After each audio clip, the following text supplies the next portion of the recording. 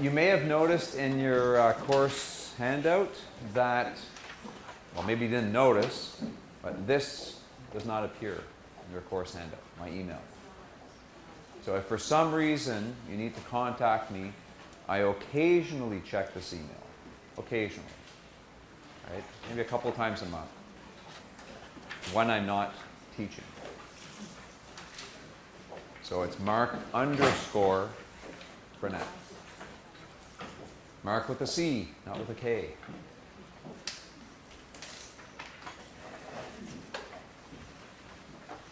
Okay, so the people who just walked in, if you need to contact me, I occasionally check this email, this rocket mail email. You can get it from your neighbor. Okay, so we have 50 slides to go, which is more than 1/4 of the course. So we have some material to cover. I think the stuff can be covered fairly quickly. So I won't try to go too fast, but hopefully this stuff will sort of follow from what we know already. So with regression coefficients, we can do significance tests, hypothesis testing, just like we can do with means. The reason is that regressions are nothing but conditional means. Right? We talked about that at the very beginning. So all the same rules apply. And a common thing to test is whether or not the slope coefficient is significantly different from 0. Using the language of saying effect loosely, you could be testing whether or not a variable has an effect, a significant effect on another variable. Right? You can run your regression and find that the coefficient is very large, but is it statistically significant? So you can also test if two coefficients from separate regressions, from separate independent regressions, are different in a statistical sense. So just like when we tested two means, right? If they're significantly different. It's exactly the same thing. So we're not going to learn anything new here. I'll just show you an example of how to do it. So suppose we run a regression separately for men and for women. Your outcome variable or your dependent variable, however you want to call it, is earnings. You have an intercept, and the variable of interest is age. I talked to somebody about you, I think. The example you wanted was schooling, so just replace that with schooling. So the regression gives you the following coefficients: an intercept of $10,000 and an age coefficient of 2,000. So every year older, you're expected to earn $2,000 more if you're a man. If you're a woman, and I'm making up these numbers, okay? Some people are getting, especially on this side here, except for you, you're happy. and you up there. If you're a woman, you only gain an extra $1,000 with every additional year. I mean, part of that might be, you're not spending time in the labor market. There are differences in how much time you spend in the labor market. So this is the results that you get out of that. And with your regression, you'll not only get your coefficients, but you'll also get standard errors. Right? How much dispersion there is, an estimate of how much dispersion there are in these coefficients. Just like you would with the mean, you'll get your standard error. So then we can do a t-test, just like we did yesterday. So there's two questions I'm going to ask here. First of all, is the relationship between age and earnings different from 0 for men and for women? Those are actually two sub-questions. For men, is the relationship between age and earnings, which is summarized by this, the age coefficient, is it significantly different from 0? And the same thing for women. Is this significantly different from 0? So what you would do for men, you would do a t-test, 2,000 minus 0, which is what your hypothesis is, right? 2,000 is the coefficient, minus 0, your hypothesis, divided by the standard error. And you get a very large t-statistic. So that's evidence that, it's probably different from 0. So you would say, now I didn't talk to you about significance thresholds. I talked about the 5% threshold. I said the t-statistic, if it's 1.96 or greater, it's significant at 5%. Mike could probably go through this tomorrow, but 1% is 2.578. Memory serves me right. Basically, this is saying that this is highly significant. This is a very large number. It's highly, highly significant. In other words, it's improbable.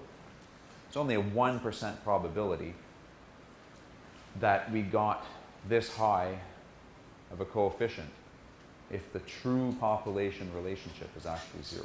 That's all that's saying.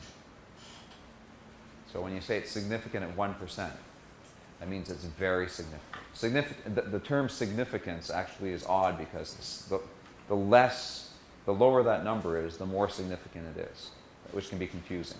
It just means it's less likely that you got this number by luck. That's what that means. Okay, so for women, it turns out it's not significant. There's only 1,000, and the standard error was quite high. The t-stat was 1.25. It's below 1.96. So it's not significant. Not even significant at a 10% threshold. The 10% threshold is 1.645. Okay, the next question you can ask is the relationship, that is the age-earnings relationship, is it different for men and women? Is there a difference between men and women in terms of how much they gain by aging, in terms of their earnings? Well, here, you want to compare the age coefficient for men with women. So you take the difference of that, right? That's your numerator. And then you divide by the standard error of that difference. And I showed you the formula yesterday, the square root of the sum of squared standard errors. And turns out it's not significant. Okay? Any questions on that? It's really nothing new. We're just applying it to regressions.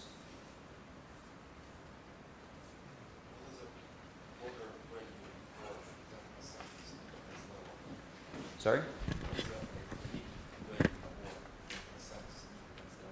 10% significance? Well, if your t-stat was greater than or equal to 1.645, it would be significant at 10%. Yeah. I don't think I showed that yesterday, but that's... Yeah. Did I see you raised? No, you didn't? Okay. No? We're all good on that? Okay, good. So we can move on. Okay, regression and causality. I think we've talked about this a lot. I'll just sort of summarize. Why is the score expressed as a function of income and funding, or example? Because this is what we'll call the dependent variable. It's the outcome of interest. These are the independent variables. Some people call these the explanatory variables. That's a good way to describe it as well. A key concept that I want you to keep in mind is that a regression is really, strictly speaking, a regression is a correlation tool. What matters is the research design behind it, all that stuff that I talked about yesterday. The difference in differencing, whether or not you have a discontinuity, whether or not you're holding a lottery, that's the stuff that's going to determine if you're able to identify a causal relationship, an impact. A regression is a correlation. These are all correlations. They may be causal relationships, but to be safe, I like to call them correlations or just relationships. Okay? So correlation does not imply causality. I'm saying this because a lot of people get those two things confused. There's all sorts of things that regressions, all sorts of reasons for which regressions may not give you a causal relationship. We talked about omitted variable bias, right? You leave variables out that matter, or selection effects. People can choose to self-select into certain type of programs. Some of those variables that are omitted could be observed, in which case you should include it. or they could be unobserved variables. It could be things that we can't observe. Some people call this unobserved heterogeneity. Right? Economists like to use that term.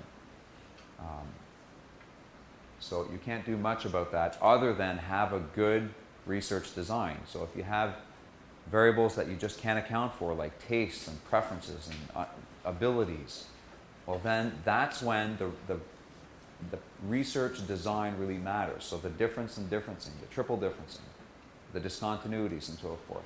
That's when we can account for those things. In a regression, you could easily do the following.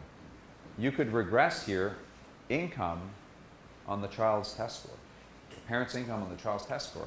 And what you would find is some sort of relationship. You would find a significant coefficient, almost certainly.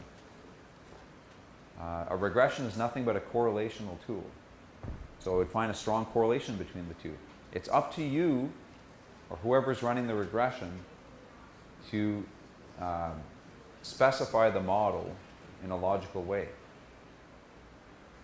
Right? It's very unlikely that the child's test score is going to affect the parent's income. Very, very unlikely, unless they go on like Kids Jeopardy or something like that. Then there's a chance. Although that would be their wealth, not their income. So that's another reason why regressions don't necessarily give you causal relationships. There could also be measurement error in the data. I didn't talk about this a lot. But if income or test scores or even funding are measured with error, sometimes with survey data there could be errors. And if there's a lot of it, then it's the whole garbage in, garbage out. If you're not measuring things properly, then you don't know what you get out of it.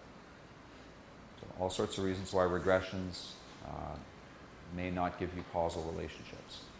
But I think given that we've talked a lot about program evaluation before, I don't think I need to really dwell on this point. With my regular students, I spend a lot of time on this. I think you guys were convinced of that yesterday, that the research design is really what matters, the policy context, all those techniques you saw yesterday. If you can do that sort of thing, then that will determine whether or not you can get causal impact type of estimators. Okay. Okay, so let's transition into dummy variables, or binary variables. Okay, and I'm pretty sure that Mike's going to look at this tomorrow. So usually in a regression, we're conditioning on different variables. Okay, here we're conditioning on income and funding. That's another way of expressing a regression. But what if we don't condition on anything? We have a regression and we actually specify the score as a function of nothing. No conditioning at all. Without reading the next slide, what do you think we would get? We would get one number, just a number, right? There would be score equals something, maybe 30 or something like that. Score equals 32. Without looking, the next slide, anybody guess what that will give us? We don't condition on anything. The overall mean, or the unconditional mean. Because a regression line is a line of conditional means, right? Once we plug values into this, it'll give us the conditional score, the average score, the mean score, conditional on income and funding. But if we don't regress it on anything, we'll just get the score, conditional on nothing. So the unconditional mean, the overall mean. Okay, that's the starting point. And it's useful to think about it that way, to sort of break it down from its starting point. Okay? So now let's start from that and rebuild the regression by adding different kinds of variables. So far we've added what I'll call continuous variables. Income is a continuous variable. It can take on all sorts of values. Funding, right? It's all measured in dollars. It can take on any value. Age, right? So now we're going to look at categorical variables. And we'll start with the simplest ones when it's yes, no. Are you a man or a woman, for example?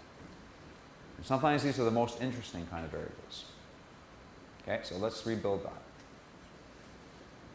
Okay, so let's suppose the score depends on whether or not a parent has a university degree or not.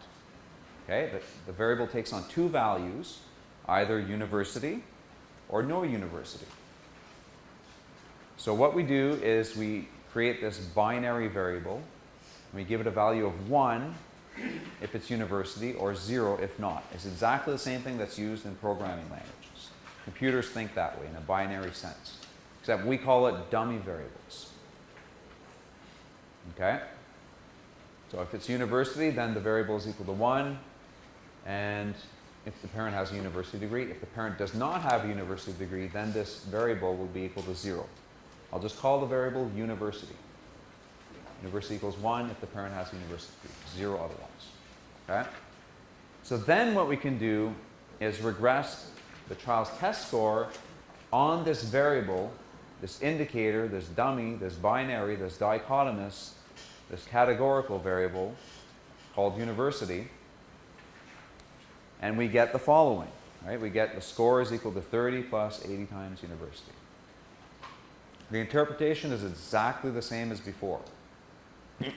The intercept is the predicted value of the score, assuming this is equal to 0. Well, this is equal to 0 means the parents have no university. So when the parent has no university, the child is expected to have a score of 30. When the child does have a parent with university, they're expected to have 30 plus 80 times 1, so 110. Okay? The interpretation is completely the same as before, except we're dealing with an indicator variable here.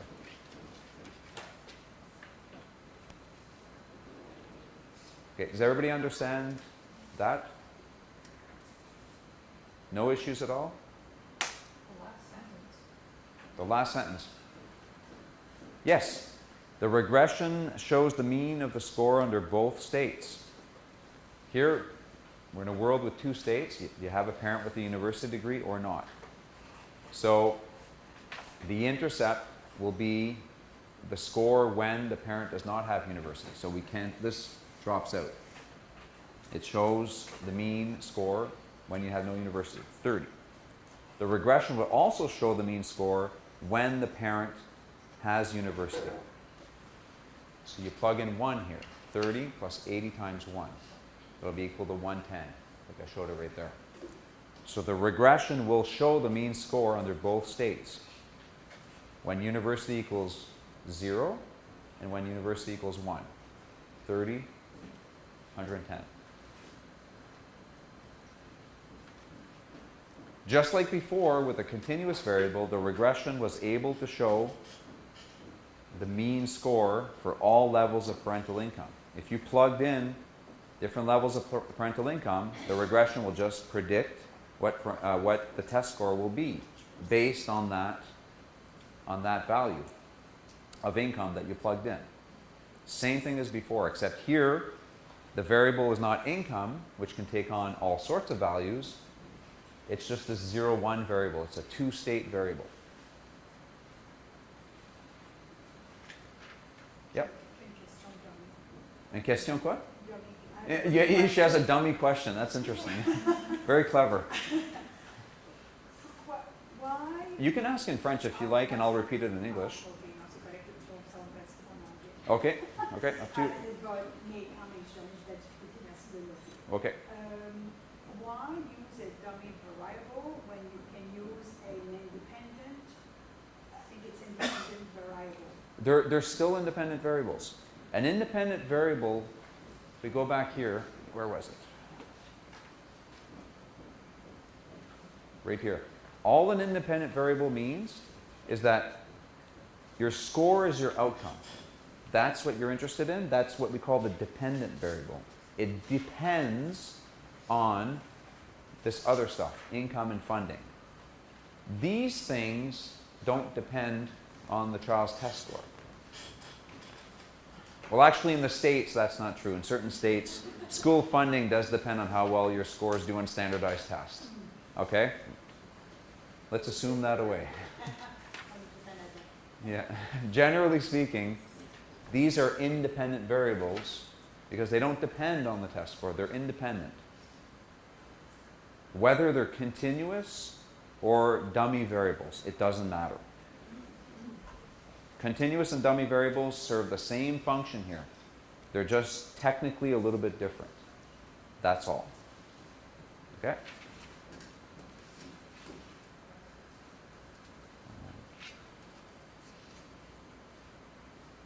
Is that up to here? Okay. Still up to here. Before I move on, yeah. Just a question. Yeah, get ready. Let me just all get myself in position. Yeah, sure. Uh, Why don't I just go right next to you? Here. Sorry, folks. Okay, just my voice out. Yeah. No, I'm just. If you have a simple, say a simple regression, Yes. like in the first case where you've got an independent variable. Yep. So let's just say it's the score and income. That's it. Okay. Now you're adding the dummy variable. And it's been a long time since I've done regression That's okay. analysis. Yep. So when I look at this, my first thought is that for regression, I'm simply taking data that I collect as a researcher. I put it into a program, and it creates for me an equation that I can use in terms of that's what regression does. It Yep. gives me an equation. That's a relationship Yep. between the independent and dependent. Yep. So in this case here, if I'm using the dummy variable, essentially, would I simply put the data I've got into the system, come up with the equation, or do I add this after the fact? This doesn't just come out of the system. You know what I mean? Like, Well, you have to have the data. I mean, you have to have the data. so you got that 0, 1 data. You got a column of data on university or not. So they have a bunch of zeros and ones. Right. And then you enter that. And then you put that into the system. Absolutely. No, you absolutely. I mean, you'll get a better idea tomorrow. Okay. I get these questions a lot before people have actually had a chance to do this and get their hands dirty. But we'll definitely go through that with Mike tomorrow. Because Yeah. these are almost almost want to call them constraint or just because they're so specific. It's either go or no go. Yep. That if you add an average, it's basically 45-degree line. In my head, I'm just thinking that's all it is. It's go or no go. So Yep. when you put in all your data, you're essentially saying this is just one piece. It's almost like a given for the equation. So in my head, I'm just trying to picture this for tomorrow. If I go ahead and I just have a score, Yep. I put all that data into the system, Yep. and it generates an equation. Yep. I'm also adding this constraint at the same time, and it will If you want to study the role of parental education, Right. yes, you need to add it in at the same time as parental income. You need to tell Stata, this is my model, and your model that you're talking about is the test score depends on parental income and parental education. You need to include those things simultaneously. And then the equation or the relationship that's Yep. developed will come out of that. Yes, absolutely. And Yeah. that variable may change. Oh, absolutely. Definitely. Yeah, definitely will. The coefficient. Exactly. Yeah. Yeah. Absolutely. Okay. Okay. So before I make it a little bit messier, yeah. So the terminology dummy variable doesn't have anything to do with how you use or how it's, what the purpose of it is. It's just referring to the fact that it only has a 1 or a 2. A 1 Absolutely. Absolutely. Yeah. And economists like to use their own terminology and sometimes reinvent the wheel. So binary variables have been around forever. We call them dummy variables because they don't have, like the number 1 doesn't have an intrinsic meaning here. It's just used to indicate that you're in university, that you have university or not. Yes. Why would you use that instead of the actual data set? Because you have to create that, the 1 with the 0 from your data that would say education or Yep. something. What would be the reason that you'd Oh, set that in the well, sometimes you may have, years of schooling, and that's great, but most likely you'll have highest level of educational attainment, and you'll have several categories. Okay, here I'm simplifying things. It's a world with only 2 educational categories. In reality, you can have, say, 4 or even more. And that's what I'm going to talk about next. But I saw at least another hand. Same question, okay. Yes? We were going to ask, what if the dummy variable was race, but I think that we Oh, Or yes. and to- Okay. That's a good time to switch over to this. So the world is actually more complicated than just 2 states, right? So we can have several levels of education. And this world, even this is pretty simplified, but I'll stick to 4. No high school, college, and university. So the question is, how do we deal with this? You had a thought? Well, one is yes, zero is no, right? Right. Yeah. Would it be yes, kind of, so no high school, zero? Mhm. Would it be What about college? Okay, and what about university? one? But they all fall into either a yes or no category. Right, so would you have to have more than one variable? Well, we're only talking about the highest level, right? Well, you want to somehow account for the fact that people can have 4 categories in the model. Right, the highest level could be one of these 4, but some people it's university, some people it's college, some people it's high school, so there's no high school. So you need to account for all those 4 possibilities. So you could say 0, 1, 2, 3. You could assign multiple values. Okay, so you can do 0, 1, 2, 3. Okay, that's one option. If it's linear, otherwise you can have multiple minor variables. Okay, yeah, so I like some of the stuff you said there. You said if it's linear. If it's linear, if you assume that it has an additive effect, Yes. but you Interesting. don't know that ahead of time. It might be you're testing the effects of likelihood of, I don't know, owning a muscle car. And It's a male example. it might be that, That's an interesting one, let's hear it. so high school might have a high, somebody has high school but no college, but has gone to university, might be different from somebody who's gone to high school and college. If it's not necessarily a linear relationship, Yeah. you might want to code it as 3 binary variables. High school, yes, no, college, yes, no, university. I like that. So the issue here, and I think this is what you're getting at. I don't know where muscle cars fit in, but basically, if you code these as 0, 1, 2, 3 or 1, 2, 3, 4, then what you're doing is you're implicitly giving university more value than no high school and so it's like we're rank ordering them. Yes. The other option, the last thing you said, I like better, which is create many dummy variables for them. And that's actually how we do it. So it's tempting to do this, 1, 2, 3, 4. And I've seen this a lot. This happens a lot. But it's very arbitrary. Why is university twice as much education as a high school diploma, right? Which would have a value of 2. You might also have someone who's homeschooled and then went to college. Yeah, oh yeah, there's all sorts of possibilities.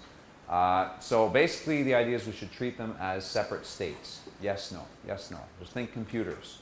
There's a bunch of yes, no's. So 4 separate dummy variables, right? For each person, you would have a variable that says, did you go to high school, yes or no? Right? 0 or 1. Well, did you have no high school? Yes, yes, no. Do you have high school? Yes, no. Do you have college? Yes, no. Do you have university? Yes, no. Okay, so now it looks like what we did before. University, yes, no. Okay. The reason is that the regression must show the mean of the test score under all 4 states. You want to capture all of those 4 states. So this is really important. This has to do with the interpretation of the intercept. I said earlier that interpreting the intercept was important. Here's why. So before, in our 2 education level world, university or not, we had 1 variable to demonstrate this. We called it university. Right? It was a 0-1 variable.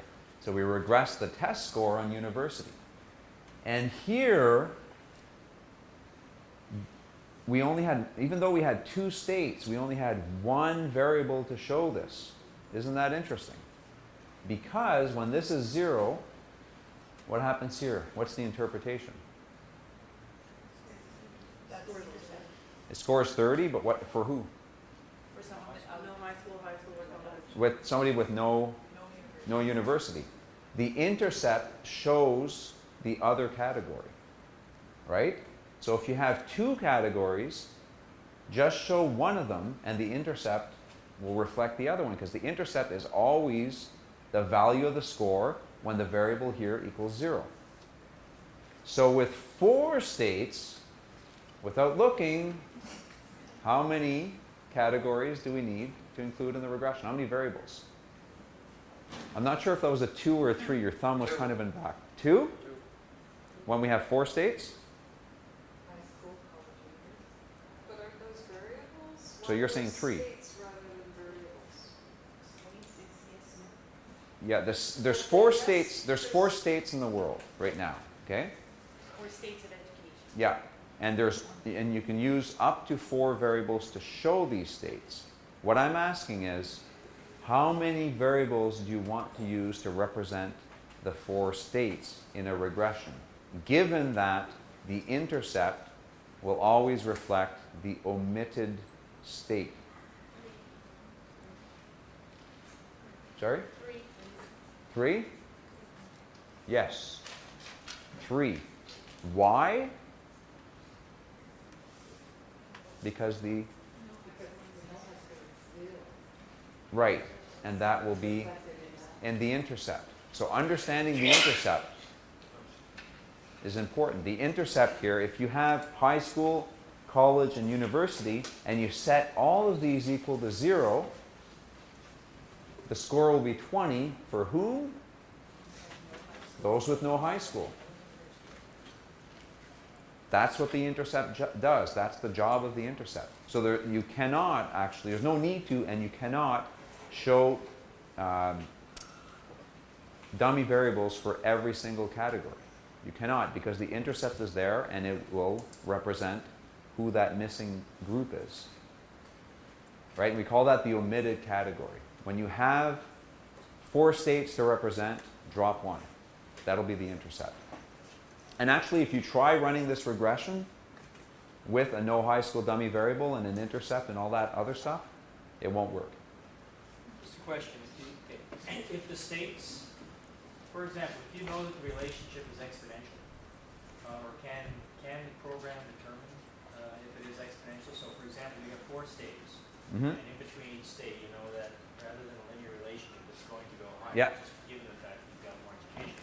So, would the program itself work out that variable for you? Well, what we're doing here is we're being quite flexible. We're saying there's 4 states, and we're getting a separate effect for each one. Okay, if I just skip over to this one, I've actually done the math, and I predicted what the test score was for each level of education, okay?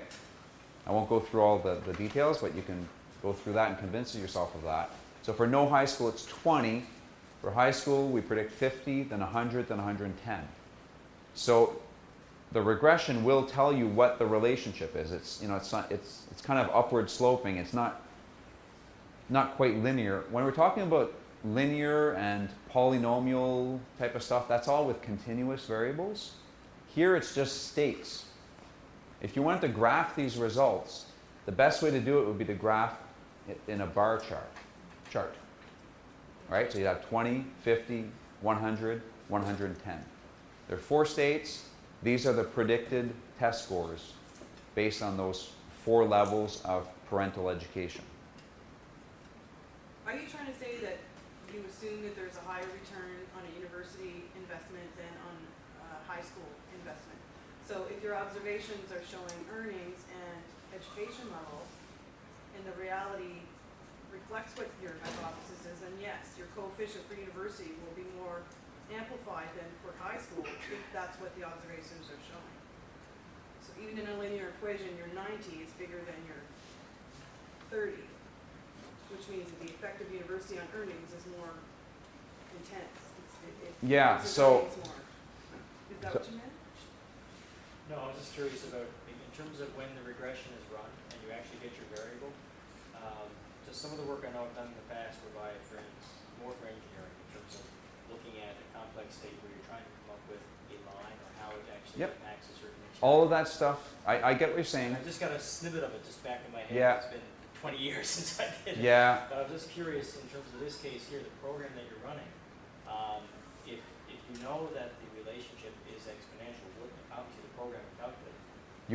if you know that it's exponential and you wanted to test that, you would not create 4 states. That's the difference. What you would do is use continuous variables such as years of schooling, because exponential, it's a function. An exponential function goes like this, right? Right. So you'd want a continuous variable to measure that. Years of schooling, for example. But in this case, it's go or no go. Yeah, exactly. It's a dichotomous thing, so you're just going to have 4 separate categories. There's no function attached to it. It's just this is what it is for each of the 4 categories. And it's nice and flexible in that sense because you get what you get out of it. You don't need to impose any restrictions on the functional form, which you would if you're doing an exponential thing. We'll do a polynomial thing in a second.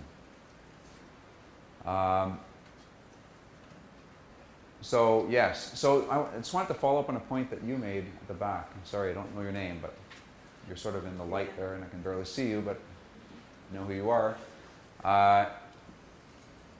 So you were talking about sort of returns to different levels of education. And by looking at these coefficients, you can sort of see, like the interpretation here is that a high school, having a parent with a high school diploma returns or gives you 30 more points for your child's score, right? It's relative to the no high school category. While university gives you 90 more points, and it's always relative to the no high school. Right? And you can see that by comparing these levels right here. High school pays off 30 more than no high school. University pays off 90 more than no high school. So you can get that by looking. Once you're more experienced, you can just look at the coefficients and say, oh, okay, university pays off more than high school. Now, you don't need to go and mechanically do all of this, right? You can do all of this just to convince yourself of that, and that's why I did it here. But when I look at these things, I say, oh, this means a university, having a parent with a university degree means my child will have 90 points more on average on their test score compared to no high school. It's always compared to the omitted category, no high school. So your maximum is 4, you said? Well, that's what I'm using here. Not for, I've got 4 states here. It's not a maximum, you can have 20. Okay, so if you wanted to 100. look at, let's say, no university, bachelor, Yep. master, PhD. the same principle, you could start from no high school. Absolutely, and I've seen 6, 7, it's getting a lot after that, but you can think of all the different levels. Yeah, there's no limit. The key thing though is that when you throw in these variables, make sure you drop one. It doesn't really matter which one you drop. It's a reference category. We call it the omitted category or a reference category. I like to usually drop the lowest level. This seems to make sequential sense. But you can drop essentially any one. But if I dropped university, then everything would be compared to university. Right? The coefficients would all be compared to university. Would they be negative? Would Sorry? they end up being negative then? Yeah. Yeah, all of them would be negative here. Yeah, exactly. Yes? A given set has to be mutually exclusive. Absolutely, yes. Good point. It has to be mutually exclusive. Yeah, and it has to be exhaustive.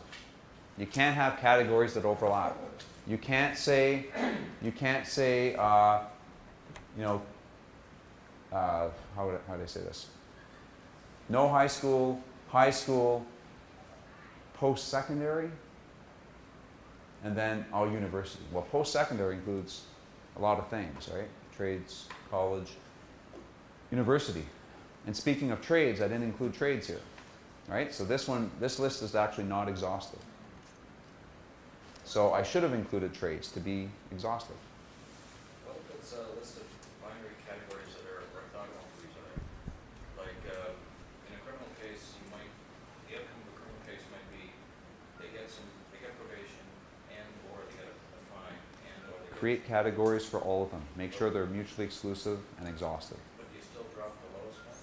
You drop, no, you don't necessarily need to drop the lowest one. You drop one that you want to refer to. Have it clear in your head what it is you're comparing to, and whatever it is, that makes sense. Some people like to drop the high school one for some reason, because they like to show the impact of dropping out of high school. And they also like to show the impact of going to college or university compared to high school. So that makes sense as well. Yep. You were using the term mutually exclusive. In this example, they wouldn't necessarily have to write the parent to have college and university. Yes, but except this is the highest level. The highest level. Yeah, that's a good point, but it's the highest level. So that you can only have one highest level. So in that sense, it's mutually exclusive. Isn't it then also Yeah. saying that there is a Yeah, you wouldn't. linear? Yeah, you wouldn't want to have a series of dummy variables to say what levels did you attain, because then you can have two of them. You know, like I have a bachelor's degree, a master's degree, and a PhD. I don't want to throw all that in. I'll just throw in PhD.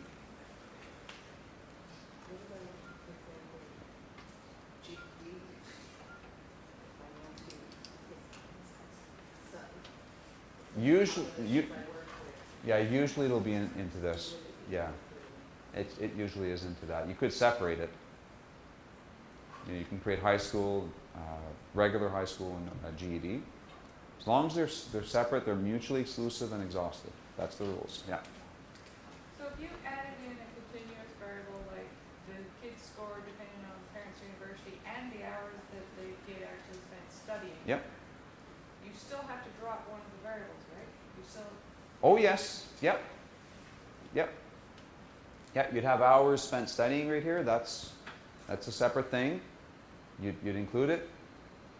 And then you would still have within this, you drop a variable for every concept of categories that you're looking at. We have concept here, which is parents' education. You have 4 categories, you drop one.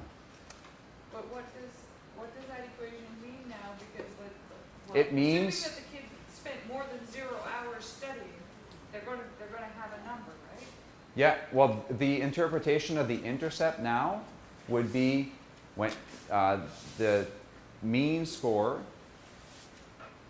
for kids whose parents have no high school and they don't study. It's always set everything to 0. Yeah? I'm just wondering, I've had the experience where I've split up some data with a lot of these dichotomous categories, and then once you have a super sample, you're thinning out your Yep, sample size, yeah. Yeah, your sample size. So and then I started noticing that some of the coefficients became insignificant. Yes, So you want to make sure that what you're loading is powerful enough so good that point. the coefficient that you see is actually statistically significant. Very good point. And a lot of experienced researchers make this mistake. They'll say, I'm running a regression on, I've got 10,000 people, so no problem. Don't need to worry about it. Sample size is good. But then I've got these categories, and say one of these categories, we'll say the neurosurgeon from Boys Town or something, okay? Is there actually a no, we don't want to know.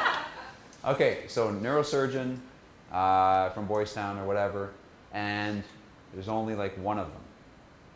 And they actually draw conclusions based on that, yet there's only one. And people aren't thinking about the sample size here because they're looking at the overall sample size of a regression. You'll see at the end, tomorrow in fact, when you run a regression in Stata, it'll show you the sample size used in the regression. It will not show you the samples, it will not show you for each categorical variable how many people were in each category. And that's very important.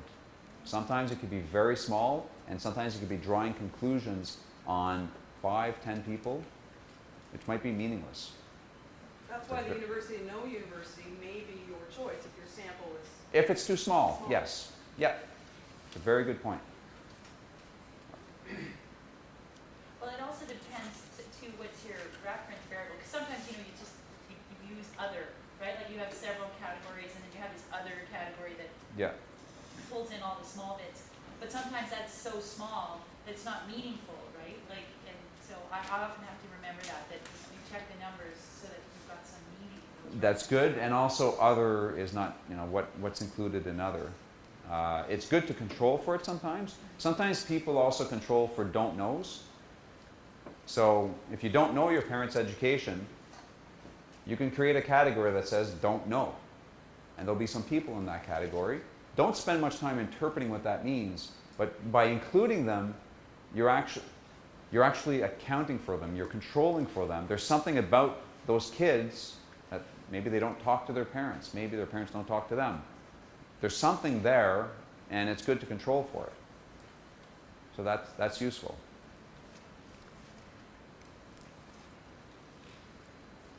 Great explanation. Okay, I just got a thumbs up there. That's not a question, that's just a, okay. No thumbs down? No rotten tomatoes? No? Okay, good. Yeah, so we got that. Okay, so what if we have two sets of categories? Now I'm going to go back to being a little simpler. We'll forget about the 4 categories, but we'll do 2 sets of 2 categories. So parental education, university or not, and then urban rural. We're getting closer to your Boys Town example, urban rural. So here, when we just had university, the intercept was the mean score for all those whose parents have no university. But we want to account for urban rural, whether or not you come from an urban or rural area. And there are some differences in test scores. Not very large, but some differences. So here, the intercept is the mean score for all those whose parents have no university and live in a rural area, right? Urban equals 0. Urban equals 0 means you're in the rural area. So you're rural, your parents do not have university, you're going to get a 10 on your test. That's even lower than before. Okay?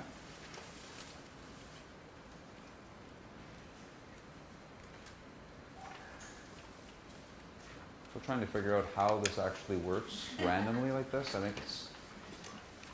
Okay.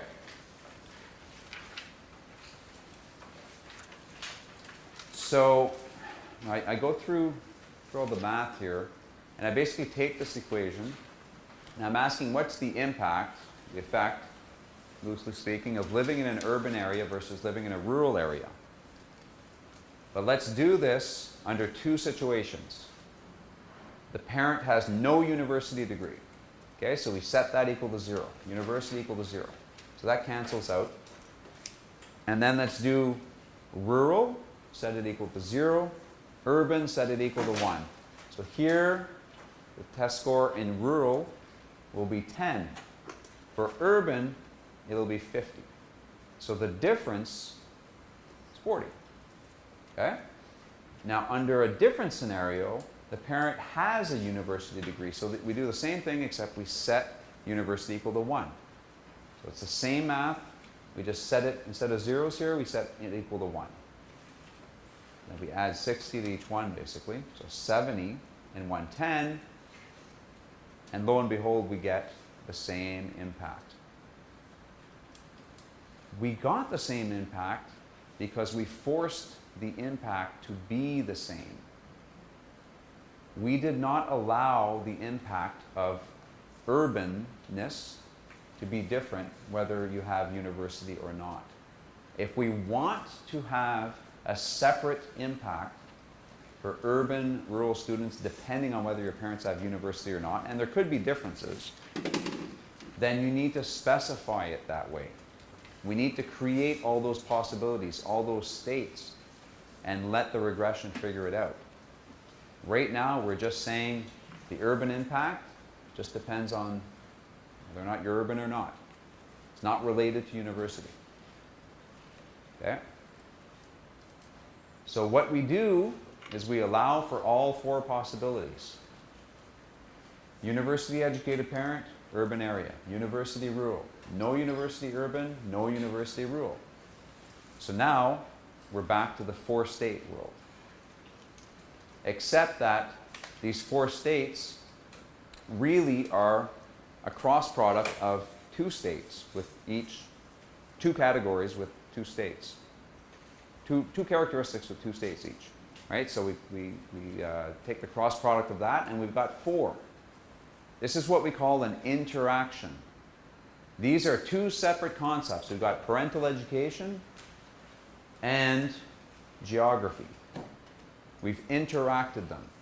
And by doing that, we allow for the possibility of one variable having a different impact depending on the value of the other one. There could be something very, very special about being in a rural area and having parents with no university degree. Okay? Maybe being in a rural area, but your parents at least have a university degree, maybe that's not so bad. Maybe your parents can, tell you about stuff that you wouldn't know if your parents had no university degree. They've experienced the world, if you will, and they're bringing that experience over to their kids. But having the double combination of no university and rural, that might matter in a different way. In medical studies, we talk about interaction effects all the time. Right? There were studies on vitamin D, and I think it was, I don't want to get this wrong, I think it was calcium. There's a big study on how vitamin D helps reduce cancer. But I talked to a prof that I know at UBC, and he was saying that when you read the studies carefully, they only found an effect when people were also consuming, I think, vitamin C. I believe. I might have the vitamins wrong, but it wasn't a general effect. So if you're just popping vitamin D and you're not doing the other stuff, then it doesn't matter. You need that interaction effect. Okay? So it's easily understood in medical studies, but in social science, we can also have these interaction effects. Okay, so here I go through, I don't want to be repetitive, I go through the math. So you run a regression again with these four variables, and you drop one, as you would normally. And here I've dropped no university and rural. So the intercept picks that up. And then I repeat the same exercise. I calculate the urban effect if the parent has no university, and I get 40. But now I assume the parent has a university degree, and I find an effect of 60. So now the effect of living in an urban area matters depending on your parent's level of education.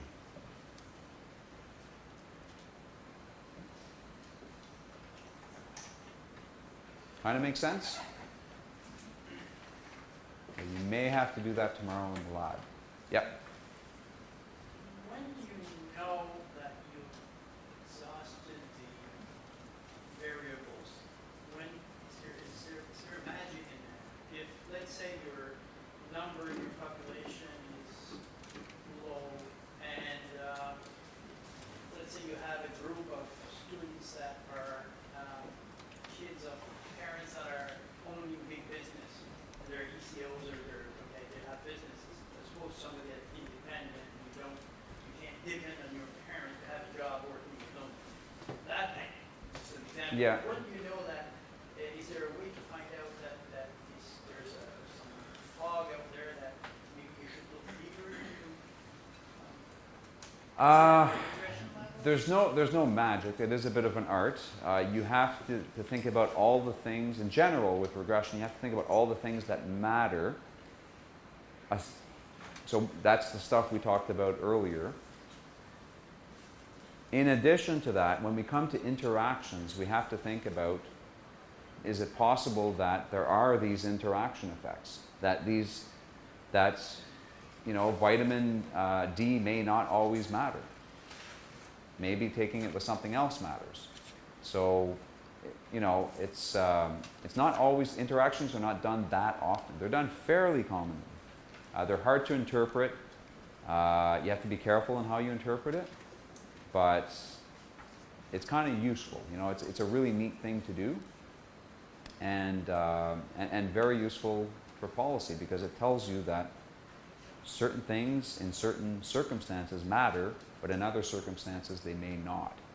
So it is up to the researcher to think about the possibilities. One thing I like to do when I start with a model is I'll think about all of these variables separately. You know, if I'm looking at earnings and I'm interested in earnings and schooling, I'll start with earnings, I'll regress it on schooling, then I'll think, okay, what other variables matter? Oh, full years of experience, other variables, gender, where you live, etc. And I'll think of these things separately. And then once I'm satisfied with that list of variables, then I might start thinking about my key variable of interest, which is years of schooling. And then I'll ask myself, well, what if schooling has a separate impact for men and women, for example? That might be interesting. Or perhaps schooling does not pay off in the Maritimes, right? I don't know, but we can ask that question. So we can interact schooling with gender, or we can interact schooling with province or region of Canada. So that's the way I would approach it. I would start with a simple goal, and then think about, you know, what's your main relationship you want to look at. Your main outcome, your key variable of interest. Do that regression. Then think about the other variables that could confound that relationship. Other variables that matter, based on all the stuff we talked about earlier. And then a higher level of thinking will be interactions. We're getting pretty advanced here. Once we're getting into interactions, that's a higher level of thinking. But it's very useful. Yes? Can I give a quick example? Sure, yeah, absolutely. I studied duration on income support, time spent on welfare, from start to finish. They're all completed duration. Literature talks about age being a significant factor in increasing duration. Older age leads to longer time on income support. So I start off with my data. I've got age, I've got their completed duration, and I'm seeing non-significant. Question mark. So I go and describe my data a little further, and I look at the average duration of females and the average duration of males, just basically split by gender, and I notice that the means are different. T-test shows that the difference in the means is significant. So I say, okay, so there's a difference in duration based on age for women than for men. There's a gender-related effect on duration. So what I noticed is that basically, for women, the younger they are, the longer they are on income support because of the effect of children. For men, the older they are, the longer they are on income support because their reason for income support use is health-related, and usually health generates with age.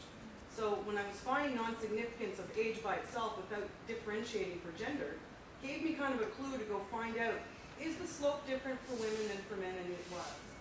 So I had to build an interaction term. Age of females, or female under 35, was my interaction term. So you could be male under 35 or male over 35 in the other group, or you could be female over 35. So that interaction variable took care of the difference in the slope. I'm not a teacher. It's just, I discovered that. There are No, that's a great social example. sciences, basically. Yeah. And gender usually is there are differences. Yeah, and that shows how without thinking of those interactions, you might make conclusions that, you know, are correct at the global level, but perhaps there are things underneath it that are interesting. Yeah. Yeah, that's a very good example. And also, I assume that time could have an effect too. I mean, your timeline, and you do your analysis, because what is true today might not be true Oh yes, in yeah. 5 years, or Yep. another factor might come in, Yep. like the economy of the province, for instance. Yep. You stay in New Brunswick versus moving to Fort McMurray, for instance. Yep.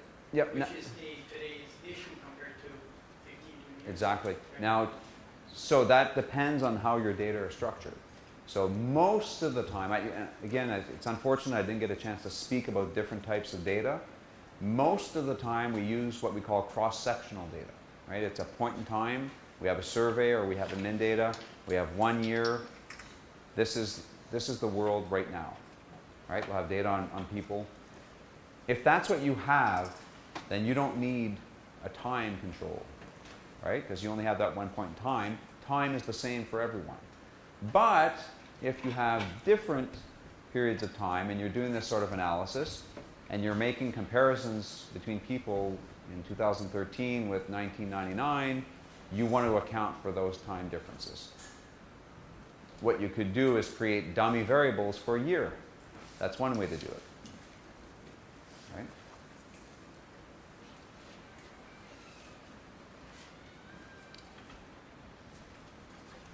Okay, let me just see where I'm at. Okay, yeah, before we leave, interactions. Is everybody okay with that? That makes sense? Great, okay. We're doing well for time. Let me just, okay. So let's spend a bit of time looking at functional forms. Maybe we'll break at about 3 or so, once we're done this. So what we've done so far is looked at linear relationships. Okay, we've only looked at linear relationships. So we estimated a straight line. But sometimes the world is not like that. Okay? Linear relationships are good summary measures, but sometimes things are different. Okay? There's little modifications we can do to regressions, little neat tricks that we can do to try to capture different features of the data. For example, exponential trends. You might want to capture that. Polynomial trends. I'll go through what that is. So I'm going to go over this. It'll be largely in a cookbook way. I'm going to show you what it is we're trying to capture and how we do it in a regression.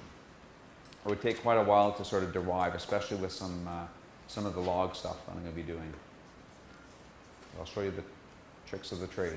This one actually, I'm probably going to have to skip because I cover this in my longer class. This is standardized variables. I don't know if anybody's ever worked with standardized test scores. Subtract the mean, divide by the standard deviation. Anyways, just to say that you can use that as an outcome variable. So I'll leave that for you to read. If you have any questions on that, talk to me at the break. I'll be happy to do that. Okay. So we have what's called the log model. So a log is a mathematical transformation of a variable. Okay. So rather than earnings being a function of, say, things like age and education, we could look at the log of earnings. So the log, taking a logarithm of a variable has two nice features. First of all, it minimizes the impact of outliers. We talked about medians and means earlier. Medians remove the effect of outliers. Logs do that as well. So rather than earnings, we take the log of earnings. But it also has a nice, convenient interpretation when you run a regression. So when you take the log of earnings and you're interested in the effect of age, right? So this coefficient, I just called it A. The interpretation is a percentage effect, right? If I don't take the log, it's a dollar effect, right? As we were doing before, 1 extra year of age gives you $A more in earnings. That's what we did before. If we take the log, then it's different. A will be a percentage effect. You might get something like 0.05. That means 1 additional year of age will increase your earnings by 5%. That's what that means. And we see this a lot in research. We'll see a log earnings model. It's very popular for when we look at earnings. Okay? If you plan on doing this sort of stuff, and here I'm speaking to probably a more limited number of people, but if you plan on doing this, there's just a couple of things to keep in mind, or one thing to keep in mind, really. This percentage interpretation is just a rough interpretation. It's approximately equal to a percentage effect. Okay? It's exactly equal to a percentage effect when we're dealing with a small effect.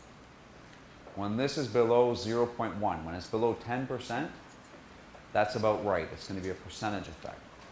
Okay? But otherwise, we're going to get it wrong. And it's going to get worse and worse and worse as the value of this coefficient gets bigger. But some people still treat this as a percentage effect. Sometimes when A is 0.5, that's 50%, they'll still call it a percentage effect. Can you take that 0.5 and use the exponential function to translate it back into the original unit? Oh, I'm sorry. Exactly this, yeah. Okay. Yeah, exactly this. So to get the exact percentage effect, you take the coefficient A, so you do E, that's a constant, 2.71. You got an engineer there, you remember that? E, the natural base of the log, so 2.71828, I think, something like that. Anyways, you take that to the power of A, whatever it is, and you subtract 1. Don't subtract 1 up here, subtract 1 from the whole thing, and that'll give you the percentage effect. Okay? And researchers often ignore that. The other thing is that you can't take the log of 0. Okay, so oftentimes they won't include zeros in here. You can, if you want, include zeros, but just add a small number. So, because the log of 0 is undefined. Okay, so I apologize again if I'm just speaking to a few people here. Maybe a couple more slides where I'm just speaking to a few people. And then after the break, we'll wrap everything up together. We'll bring back the program evaluation stuff and mix it into regressions. See how to do it with regressions. Okay, log-log model. Now here I'm speaking to an even smaller number of people, just economists. Right? Economists like to measure this thing called elasticity. Okay? How many people have heard of elasticities? Oh, good, good. All economists? No. Okay, good. So I'm not speaking to only economists. That's great. Our doctrine is spreading. Okay, so an elasticity, if you take a first-year economics class, an elasticity is basically a percentage effect of a percentage change in something. Okay, it could be anything. It's percentage change in something divided by percentage change in something. So if you take, earlier we took the log of earnings, and that meant that, forget the log here, that meant that A was a percentage effect. But if you also take the log of the variable here, age, A now becomes, the interpretation is basically a 1% increase in age will lead to an A percentage increase in earnings. That's the elasticity by definition. Yeah, so people like to do this usually in macroeconomics. It's very common in macroeconomics. You could do it in microeconomics as well. And all the same stuff applies. This is true when A is small, and you can't take the log of 0, so look out for that.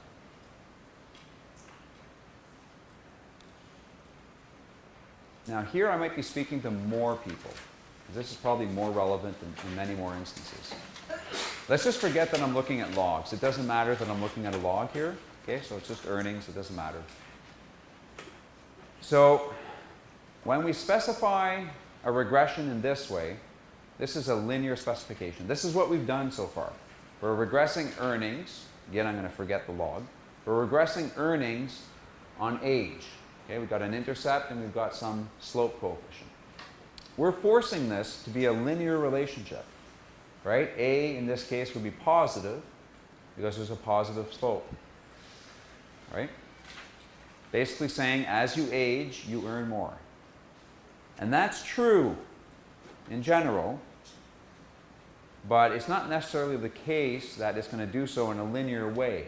This is basically saying every year earnings are increasing by the same amount if I'm looking at earnings. If I'm looking at log earnings, it's saying it's going to increase by the same percentage amount. Okay, that's highly restrictive. In the real world, what happens? What happens to your earnings when you start your career after school? Starts really low. And it increases. How? Maybe, depends on your domain. No, of course, that, just on average. Let's take everybody in the world, okay? Everybody in Canada. So it starts off low, then what? It increases, and then keeps increasing? Yes. Plateau before retirement? Yes. So you increase quite a bit at the beginning. You're moving up the ladder and you're flying high. I've been at the top of the pay band for 6 years. There you go. Okay. You're not like many, you're not unlike many people. So you hit some plateau. Could be rules, or even when there's no unions negotiating all these things, even in the private sector, after a while, you plateau. And a lot of it, at least certainly in the private sector, might be related to productivity, even when there's no rules that limit your salary growth. You learn a lot early on. And then once you've learned, unless you're doing a shift in your career, you're plateauing. You may move on to senior management and then your earnings keep growing. There are exceptions, all that. But on average, you go up, you plateau, and you might just go up a little bit more. And then maybe, in your later years, you might actually decline, maybe because you're reducing your work hours, transitioning to retirement, all that stuff. So in other words, earnings might look like this, right? It goes up a lot early on, then it starts plateauing, right? Starts plateauing. So going back to high school, do you remember quadratic functions? Good, okay, so concave down, concave up. Okay, this would be a concave down function.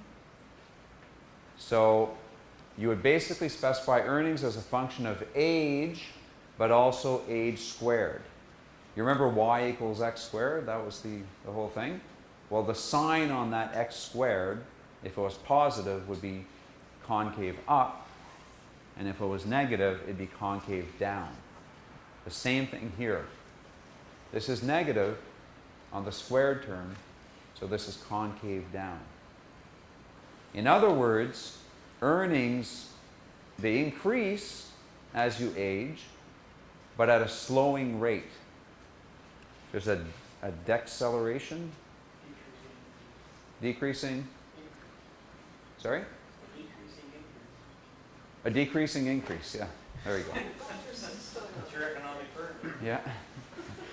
Sorry, what? I missed that? There's a lot of Dr. Seuss going on around here. I think difference. There's a lot of. I read Dr. Seuss books to my kids throughout most of their lives, yeah. Oh Say Can You Say, and the other one that's a tongue twister. What's the first one?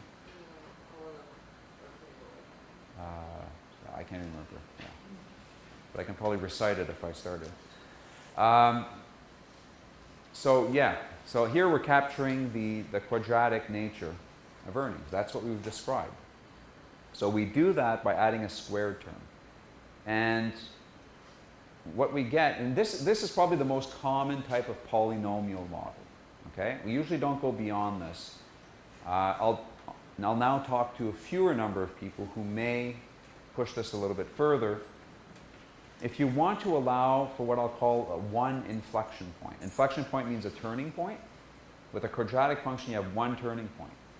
Then what you do is you add a squared term for one inflection point. If that's the quadratic function, second degree polynomial has one inflection point. It's the most common one.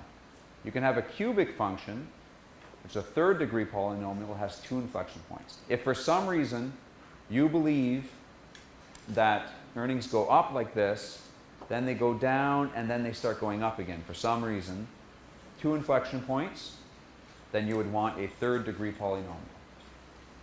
If you have three inflection points, you would have a fourth degree polynomial, and so forth. But typically, this is the most common thing to do. I rarely see anything beyond a quadratic. Sometimes you'll see up to a quartic, which is 4, but it's rare. Okay. Oh, yeah. On the left-hand side of the equation, you've got the log of earnings. Let's just forget that. Oh, okay. Yeah, I just. That gives you the rate of change rather than. Yeah, exactly. So these would be percentage effects. Okay. I just didn't want to confuse anybody. The log stuff we dealt with, so I should have. This is just left over. When I was typing this out, I just cut and paste and I used log from the previous example. That's all. Let's just forget about that.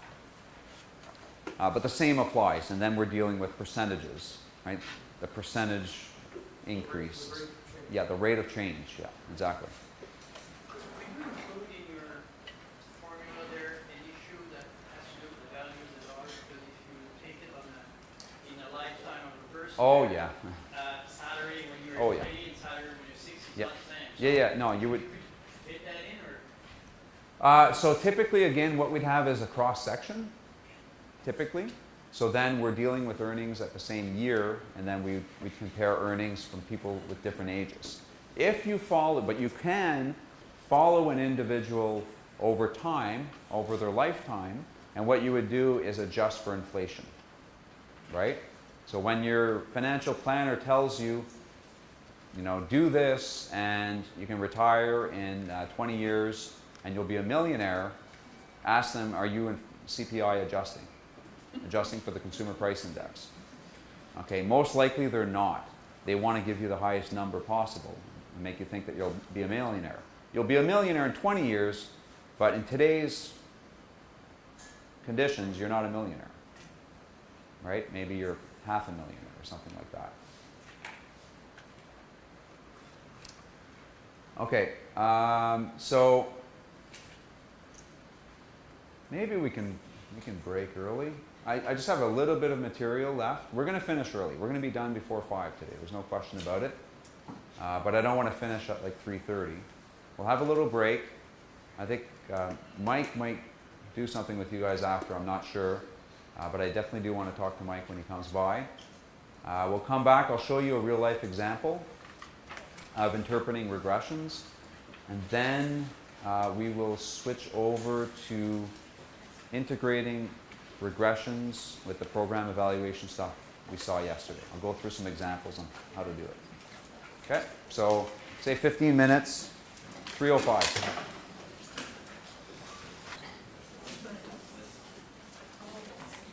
Okay, so this is just to give you a heads up about what type of output you're going to see tomorrow from Stata. So this is a real-world example of somebody who did regressions. It's a colleague of mine, Marie from a while back, 2002, but I think the stuff is still interesting. She was looking at gender pay differentials. And there's much more to her work than just this, but this shows regressions. They're log wage regressions, okay? So you can interpret these as percentage effects. Right, so if we have, the number 0.0492, I apologize, like it doesn't look very clear for me, but this is basically a 5% effect for the variable that it's associated with. So she estimated regressions for men and women separately. She also estimated one where she combined men and women. And Stata, or whatever software she used, would give out something that looks like this. It's going to look a little bit different tomorrow, but basically a list of variables that you have in your model, your coefficients, right, and your standard errors that are associated with those coefficients. So I'm just going to go through a couple of examples just so we understand what it is we're doing. So an important characteristic for wages is years of full-time experience, right? That's obviously very critical. So what she found was that men, for every year of full-time experience more, men earned basically 1.33% more in terms of wages. Women was a little bit less than that. It was 0.75%. In both cases, it's about 1%, right? She correctly posited, if I can use that word, that experience has a quadratic effect on wages, just like we talked about. So she included experience squared. And lo and behold, she found a negative relationship. So she found something that was concave downwards. So exactly what we expected, both for men and for women. For dummy variables, a good example here is education. Her reference group, which is the omitted category, is high school. The other category she had was less than high school. I'm not sure what industry certification means. I think it's just you're working in industry and they give you, could be like a CMA, CA, that sort of stuff. Something specific to the industry. So it's not ordered as nicely as we would get. There's trade school, college, university. Greater than university, I think, I'm not sure what that means. I think that means like maybe grad school, but that's also university. I wouldn't call it great. I don't like the semantics here, but that's not the point. The point is that she had several categories. Her reference group is high school. So if we look at, say, college, what this says is that college pays off about 7 or 8% more than the reference category, the omitted category, high school. Right? And for women, actually, college pays off even more compared to high school. Okay? 13% more. Now, it's tempting to look at this and to say, oh, the coefficient for women, the college coefficient for women is greater than the college coefficient for men. Does that mean that women with a college diploma earn more than men with a college diploma? No. What does it mean? It means that women with a college diploma are making more than women with a high school. Yes? The gap is larger than men in high school versus university. Exactly. That's what it means. It's tempting to just say women are earning more with a college diploma. They're benefiting more with a college diploma compared to the alternative of high school, but they're not earning more than men who have a college diploma. Okay? And I leave it up to you. You can look at all these other variables. There's some interesting family composition variables, even common law relationships, regional variables as well. How many years you've been, job tenures, how many years you've been with your employer. Okay, so I just wanted to go through that just so we can read regression output. You'll have to do that tomorrow. Okay. So I've only done linear regressions. I've allowed for polynomials, but that's still using ordinary least squares. There are other types of regressions out there which you may encounter. Sometimes the outcome, I'm not going to go through the details here. This is just for your own information. I'm letting you know what's out there. Sometimes the dependent variable or the outcome variable is itself a category. Often it's 0, 1. Okay? So you have essentially 3 options here. Perhaps the most common one is what I'll call the logit model. If you're a sociologist, you'll call it a logistic model. It's the same thing. A closely related type of model is the probit model. Or some people would simply use what we learned already, ordinary least squares. They will regress it as a 0, 1 variable and regress it on whatever variables they have. And this is what we call a linear probability model. For those of you interested in reading my full set of notes, I have a lot of slides on this, and I talk to you about the situations where it's okay to use linear probability models, and when it's not, in which case you should use either a logit or a probit model. So if you're interested in ever doing that kind of stuff, my slides cover that as well. And the same holds for quite a few of these. Sometimes you have several categories, not just 2 categories, but you have 3 or 4 categories. We have what's called multinomial logits and probits. Sometimes those categories can be ordered, right? There's a natural ordering to those categories. We have what's called ordered logits and probits.